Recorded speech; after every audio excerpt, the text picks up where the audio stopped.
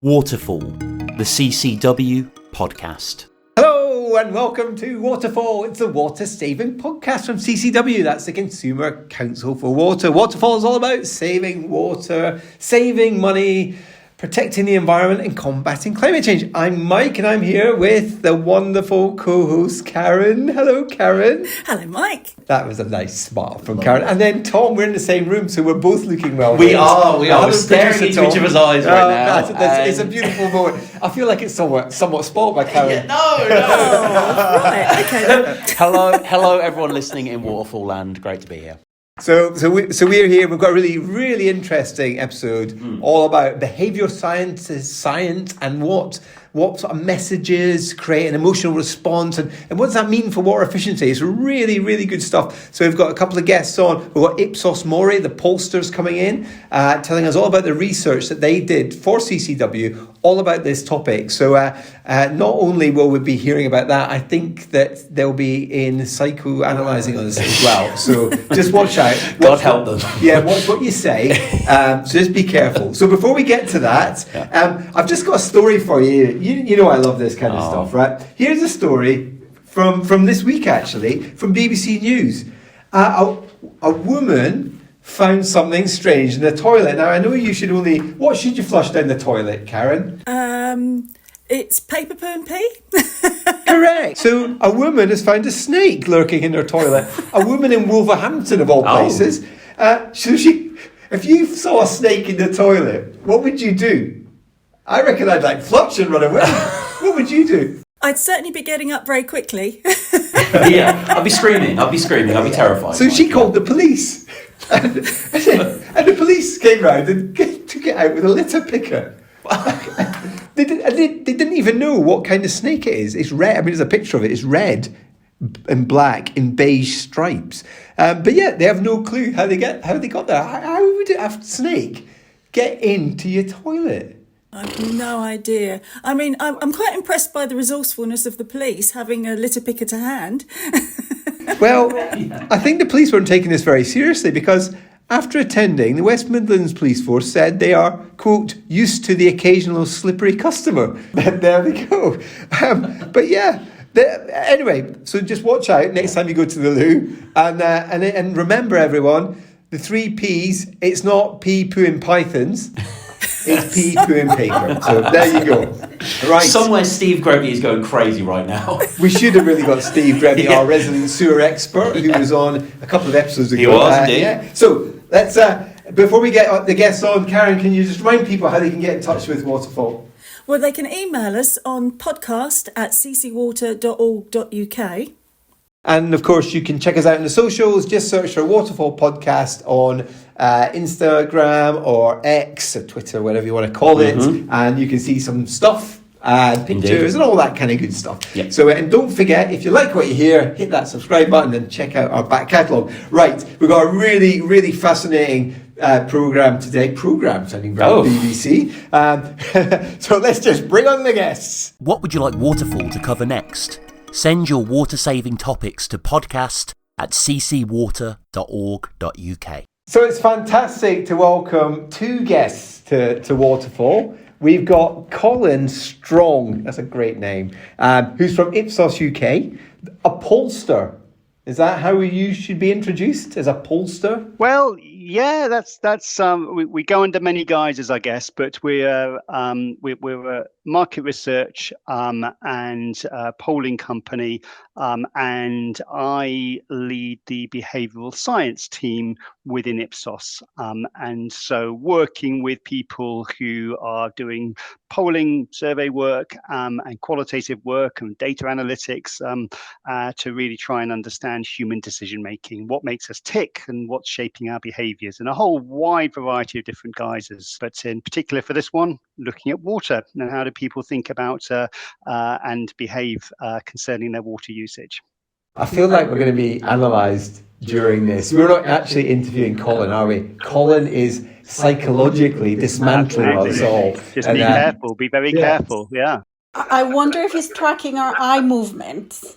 I've got all the systems going. I've got all my meters down on this side. I can see exactly what's going on in your brains. So, oh dear, right? Not really, of course not. That's not that's not how we work. But and we've also got a returning guest, Anna Milan. Hello, Anna. You were back. You were on a few weeks ago on our episode on Colombia, which is our most popular episode. So no pressure, Colin. But the last time Anna was on, it broke all sorts of records. So Anna, welcome back.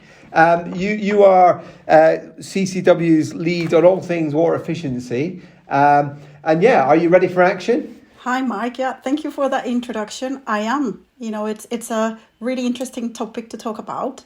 So really looking forward to it. Oh, yeah. Well, you don't have to tell us on Waterfall that we want to talk. Yeah, we're talking about water efficiency. So we are talking about behaviour change specifically today. But why does that even matter?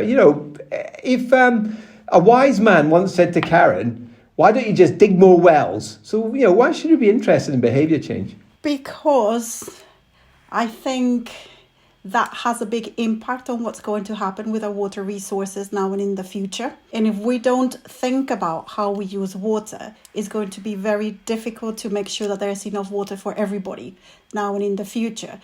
As you know, there's lots of pressures from climate change, behavior growth, how much rainfall we get, where it falls, when it falls, and how we use it at home. So it's really good to be able to understand how we can encourage people and engage with people to get them to change their habits a little bit. We're not telling them to stop using water altogether, but just to change and think a little bit about how we use it.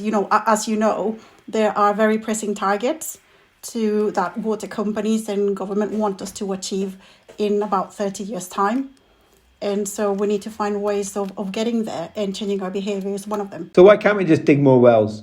It's silly, it's expensive, and I don't have the energy or a shovel to do that in my back garden, and I wouldn't even know if I'd find any water there. Yeah, I'm just adopting the Eamon Holmes position on this. Karen's staying strangely quiet, given that you were at the receiving end of this questioning from Eamon Holmes, and we're keeping this bit in, Tom.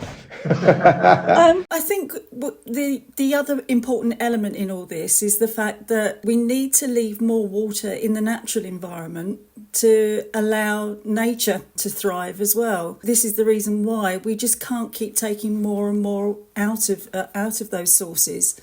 And I think in the long term, we've recognised that there are lots of added benefits of saving water as well, and not least the associated energy savings when we reduce the amount of hot water we're using. So we're actually helping through that route to address carbon emissions and, sort of wider environmental aims and objectives. I don't think Eamon Holmes listens. Ruth does, though. Sorry, Anna, go on. Karen mentioned that reducing carbon emissions, but also don't forget that saving water is one of the most cost-effective actions to adapt to climate change. Absolutely. Loads of good reasons for saving water. And yeah, let's hope Eamon and Ruth are both listening to this. So I think that answers his question. You can't just keep digging wells indefinitely. There ain't enough water to go around. So that takes us to this project. So Anna, you were from this was a piece of research that CCW, who make this podcast, has procured, and you were the CCW lead on this, and you got Ipsos in to do the work. So Colin leading that work. What was the brief then that you gave Colin and his team? Well, we wanted to do something really innovative, and we're thinking outside the box. And we wanted to find an agency who would help us work on that. So the idea was to try and gather information about people's emotional reactions to different types of messages, to more negative ones and to positive ones, and see which messages would be like a call to action. And one of the ways of doing that was by using face recognition software to track people's eye movements. That's why I was talking about that earlier on, and see how they react to the different types of messages.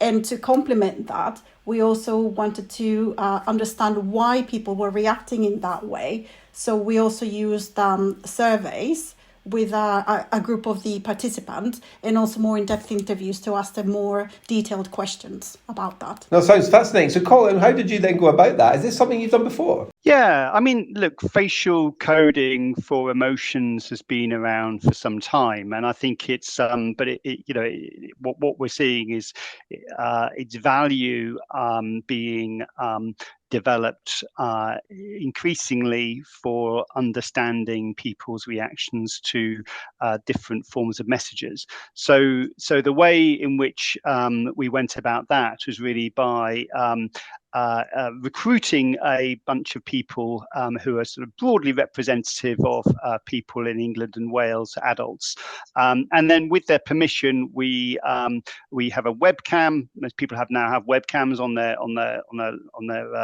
their computers, and that can record people's responses, and then that allows us to automatically code them. There's a machine which then does that work of classifying their responses as happy or confused or disgusted or sad and surprised or neutral, and then we're able to show them the footage of different types of film campaigns, and over the course of that 30 seconds or whatever it may be, we can look to see and understand the nature of their response. What were you showing them then? I mean, what sort of material was it that you would show to participants? So we sourced a variety of different types of creative executions from different organizations which were related to water saving. So these were all designed to encourage people to save water. So, for example, there was some footage from the WWF, which was initially some landscapes with plentiful water, and then cutting to parched landscapes, and the strap line on that one was an epic fail, and another one was from Sesame Street, and that involved a child brushing their teeth, and in the process of them running the water whilst they brushed their teeth, which I must admit I have at times been guilty of, and since watching that one, I have been more careful about that. It drained the pool of an animated fish was living in, who then phoned up the child and asked them to stop, and so it was done in a slightly more humorous way, in line with Sesame Street, but obviously with a serious message to it. So that was to Anna's point, that was the kind of opposites. One was serious, and so more what we might call gloom, and one was more humorous, and so that was bloom. And so there were different sorts of things, different sorts of executions of this sort of bloom and gloom. One was a sort of around a sort of positive call to action, one was a sort of negative call to action, or one where the future is looking problematic, one where actually we can have a more positive view of the future if we make change in the here and now, for example. So different sorts of campaigns to examine different ways of thinking about and talking about how to change behaviour. Were there clear winners in terms of which approach would work best? I think overall, I don't think necessarily we would say that there were absolute clear winners. I think that one of the points which we would say is that having an emotional message is definitely helpful, and so that's and there are all sorts of different ways in which emotion can work, and it gives us information about things. How we emotionally respond to something isn't just a sort of matter of us just sort of having a button pressed and going in a particular direction. Our emotions give us information about the things which we should feel, which we think are important, or the sort of direction in which we should be operating, and so on. So I think that what we're able to see is that there are certain sorts of ways in which emotions can guide us in this sort of area. And I think there's certain sorts of angles around here in that certainly more negative emotions such as fear or sort of concerns can get attention, but sometimes they don't necessarily always come with a clear call to action. And so therefore we just need to just think through about the different sorts of ways in which emotions work together and the different messages that go along beside them. So I think there's a sort of the key thing here is that, look, changing behavior isn't always straightforward. We need a number of different components to work together. But sparking emotion is an important way in which you can help to engage people and start to drive action. I mean, Anna, what did you think? Would you call out a clear winner here? I don't think so. I think, as you said, there's messages that work in different circumstances. And I suppose depending on what emotional strings you want to pull, you would consider using one or the other. I think for me, one of the really interesting findings of the report was that those gloomier messages that convey a sense of urgency are more useful when you're trying to explain why you need to change that behavior, in this case in relation to saving water.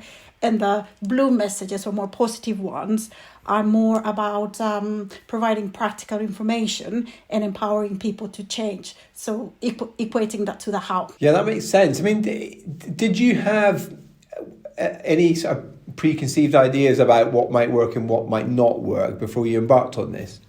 Like, have you done other studies of this kind where you had a general feeling for where this might go? I think generally there is an understanding that if you do something purely based on fear, then that doesn't necessarily always result in a positive outcome. And actually, that's a finding which has been demonstrated quite consistently throughout health promotion work, and famously in the 80s with these sort of HIV campaigns, where it was just like really stating, look, here's a big problem, be careful. Well, that doesn't really help you. So if you have a fearful campaign, then you really need to back that up with a very clear straightforward call to action that people can do. And I think that's the so I think that's the sort of key consideration here is, look, what is the role of the emotion which you are activating here, and the way in which it's then related to behavior and influencing behavior. Also, I think there's another thing at work here, is that emotion isn't purely an individual consideration, and I think we saw through quite vividly through COVID the way in which emotion can operate at a collective level. You know, we can all feel things together, and so it has this kind of viral aspect to it, which can shape behavior at a kind of population level in a way. And I think that's the kind of exciting and interesting thing about this, is that it's not just us talking to a bunch of individuals, it is us talking to a group, a community, a collective, a population. And that's really where we can see wider change being made, which is and really demonstrating and unpacking the importance of emotion in driving behavior at scale. And I think that's really part of the interest and excitement around emotion and the role it can play. This podcast is brought to you by CCW, the voice for water consumers.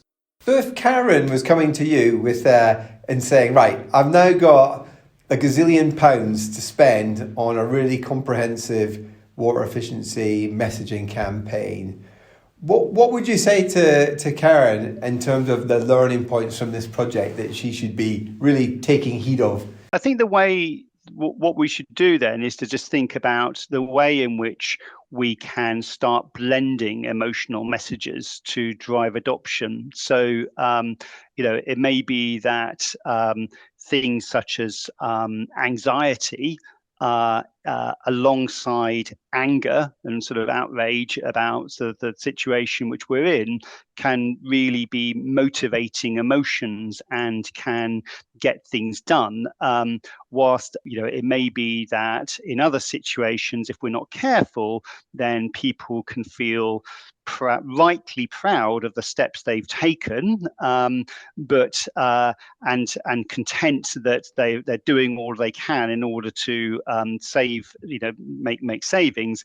But then we still need people to do more. So really, I'd say that there is just think through, look, what are the emotions which are going to catch fire, which are going to enable action, and which work together.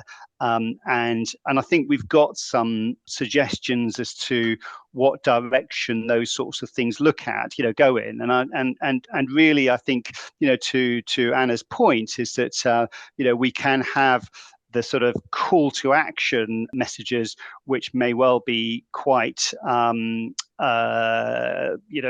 creating an anxiety response, but have that alongside some clear, tangible guidance in terms of, look, what to do and how to do things. So we need to have these kind of emotional felt responses, giving us information that of urgency, of action needed, but also at the same time to be giving us some clear, tangible steps that we can all be taking.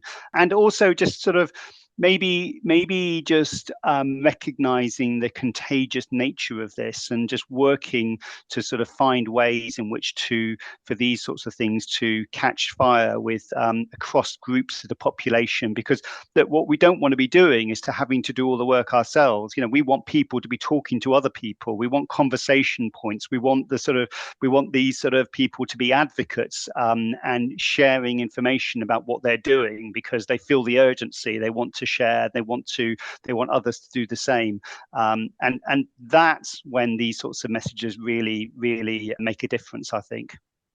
That's really interesting. You're talking about the whole how to sort of catch fire for something to become contagious, because that's something I don't think we've necessarily talked that much about when we in the context of water efficiency messages. The only example I can think of where people were really talking about water efficiency in a kind of emotional / outrage type manner was when the former chief exec of the EA said wasting water should be as unacceptable as blowing smoke into a baby's face.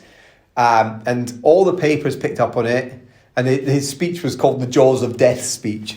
And that was the only time, I mean, Karen, Anna, feel free to contradict me if you think that's wrong, but that's the only time I can think of where actually there was quite a conversation about it, going, wow, that's quite a comparison, and what a horrible thing to do, blowing smoke in a baby's face, and is really wasting water as bad as that? I think you've hit the nail on the head, because I think one of the problems we are facing is the fact that currently people aren't aware of the big water resources challenge ahead. Companies and regulators are all planning on the basis of seeing long-term reductions in the amount of water that people use, but we're having real challenges getting that message out to the public and engaging them in the ways that we can achieve that. I think there's a huge amount that still needs to be done to really get the public up to the point where they can understand and feel part of the solution. I think that there is a lot of myth busting that should happen. If you think about what we've had in the last few days, lots and lots of rain, and we also had a fairly rainy summer this year, people tend to remember that, but they also seem to forget that we also have incredibly hot spells, and that at times we haven't had enough rain or the right type of rain to be able to resupply the natural water reserves that we have. And that's quite a tricky message to get across people, I think. Yes. So I think, as part of this learning and empowering process, that myth busting is an important step, and actually get people to understand that. You remember a few years ago we did the Sink Sense, and when we presented some of those facts to people on camera, they were really surprised to learn about those things. It is tricky, isn't it? Trying to give people information that's counterintuitive, because one of the challenges is that people, if it doesn't fit into people's sort of mental schema of how they understand the world, then it doesn't always get lodged there, and that's the tricky thing. So we need to find ways to be able to present this to people in a way that makes sense, that you can find equivalents and you can find metaphors and so on. Interestingly, one of the most successful water saving campaigns, certainly in the research literature, is the Target 140 campaign in Queensland, Australia, where they were in a sort of drought condition. This was a few years ago now, and they were encouraging people to cut their water consumption at 140 litres a day.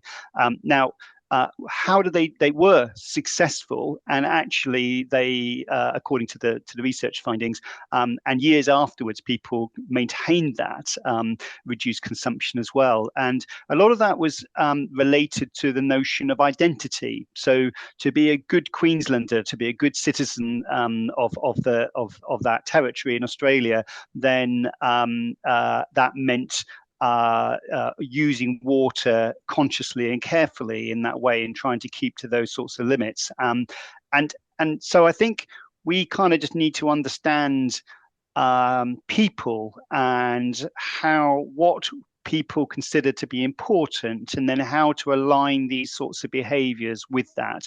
And it's got to be relevant, and it's got to be potent, and it's got to be something which people, it's believable to people. They can see it, they can understand it, they've engaged with this. And I think engagement with this, to some of the earlier points, is absolutely key. And the problem is that at times it's a bit of a silent service, isn't it? It's we turn the tap, the water comes on, and it's easy not to think about this. And so in some ways we just need to think, look, how might we talk about this to people in a way where they see it as a relevant and important issue for them, that we can then start engaging with them in a meaningful conversation, and to help them to do what we would call sense making. So grab their attention and then have those sorts of meaningful conversations. And I think the evidence shows that if we can do that and get that, and get people's attention and have those sorts of conversations, people are willing to do this. But it's quite tricky trying to get to that place, but it can be done. And I think the kind of work that you've been commissioning is an important step to move us in that direction, and to find ways that are going to resonate with people. And to Anna-Maria, your point really, in a way, around people sort of not understanding these things, I think is absolutely right. And that we need to have these cognitions aligned with the kind of people's social and emotional ways of being, so that it's not this kind of conceptual thing. It's something which is very much sort of part of themselves, and is meaningful and important to them. So I think we can do that, and I think we're making the good steps to get there. Now, Colin, you just mentioned lots of interesting things that we and others should take into consideration, but something that comes to mind is the issue around timing. Is there a right time to talk to people about these things? Because we constantly get messages about lots of different things. So how can we create space in people's heads to think about the message around water? Certainly, the psychology of social activism is an interesting area to look at. And people will talk about trigger events, sort of like symbolic kind of acts that crystallize certain sorts of points which you're trying to make.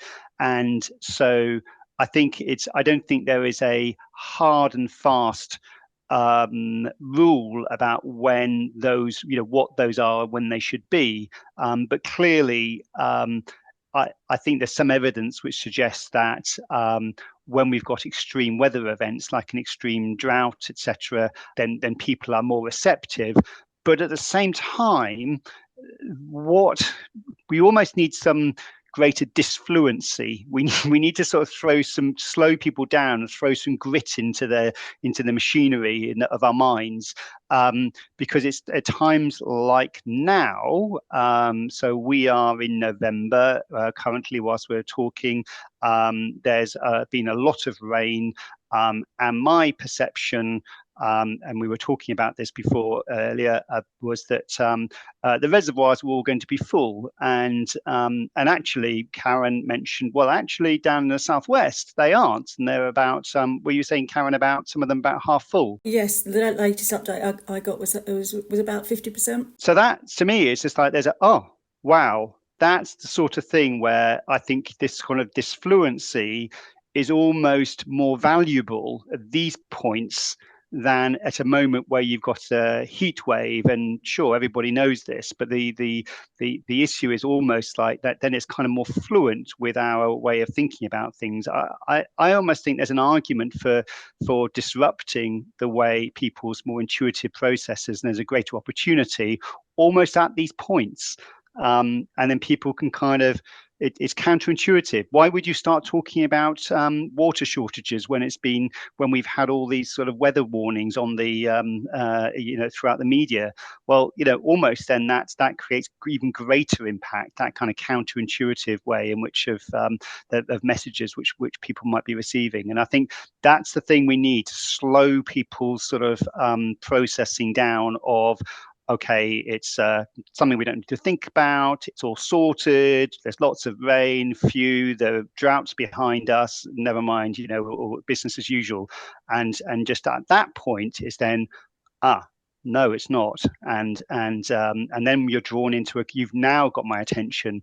And now I'm open to a conversation. And I think those are the points which are kind of the more interesting inflection points we could be doing more with. Colin, I totally agree with you on that. And in fact, one of the things that we talk about at CCW is having campaigns to save water all the time, not just when there's a drought, for exactly the same reasons, except you've explained it in a much better, more intelligent way than we could, which is really good. We are running out of time, I'm afraid. We do ask all our guests a very important question. Now, we asked Anna this a few weeks ago, so unless anything's changed in the Milan household, we're not going to ask you this again. But Colin, do you know your personal water use in terms of litres per person per day in your house? Very simple and terrible answer to that is no. And partly because, look, I live in a household where teenagers are in and out, teenagers and 20-somethings are in and out the house.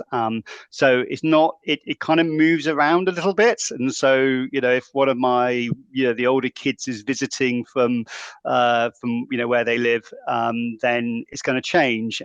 So it's quite hard to predict, but also right now I don't think of my water consumption in terms of litres, and that's a problem if that is the units by which we are measuring inevitably, and we need to find ways to link those things together, those sort of the language of the units with the people's behaviours. I'll give you a tip, Colin. Roughly, average water use of one person in England and Wales is the equivalent of a wheelie bin. Wow. Right. Okay. That's yeah. Okay. Over what period of time did you say? 1 day. So that's Anna's preferred unit. So I was interested in being serious. You were talking about what units would you use. So what would your preferred unit be? So Anna's revealed her wheelie bin unit. How do you think of water then? I think people are going to struggle to think of it in terms of units, and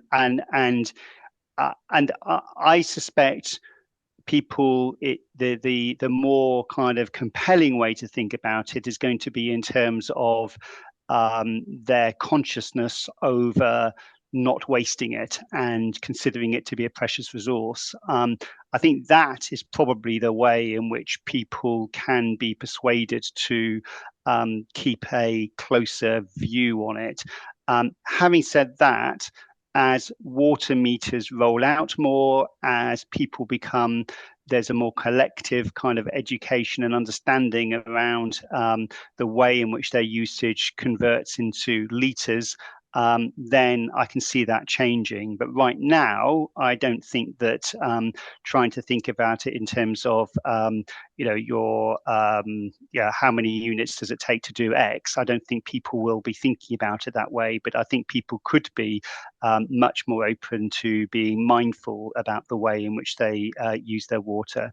I do think the points like you made, Anna Maria, around a wheelie bin full of water, I think that does provide an opportunity to kind of make it more concrete and real for people, because I don't think any of us have any real conception, or many of us, I should say, have any real conception of just how much water we use. And I do remember talking with you about this and just how the extent to which water consumption has increased in recent years and where it needs to get to. And it's a bit of a gulp moment. And I think that finding ways to make that more concrete for people has got to be a good thing. But in terms of sort of trying to say, there's going to be X number of units for this sort of activity, X number of litres for this sort of activity, I think it's probably a bit too much for people. And I think just a general kind of awareness and mindfulness, as I say, is probably a more effective way of going about it. Brilliant. Well, at least you didn't say my preferred measure is an Olympic swimming pool, because that is an appalling measure of water. Great stuff there, Colin. All our research is available on CCW's website, so you can find out all about this project and you can see all the materials there. So I'd encourage people to go to ccw.org.uk and you can find that under our research section. So, Colin, it's been brilliant having you on. And Anna, it's great to have you back as well. So thank you both very much for coming to Waterfall. Thank you, Mike. Thank you very much. It's been fun. Enjoying the show? Please consider leaving a 5-star rating on iTunes and Spotify. Okay, so there you go, Karen. That was some great guests there, Colin and Anna. We'll be getting our full psychological analysis sent in by Colin. Now you know why I was keeping so quiet. That's why you were so quiet, and Tom was quiet too. I see. So basically, you've left it up to Colin to conclude that I'm a psychopath. So, tell us something we didn't know. But really interesting discussion there. Yeah, absolutely. And I'd really encourage people who are interested in this to have a look on our website.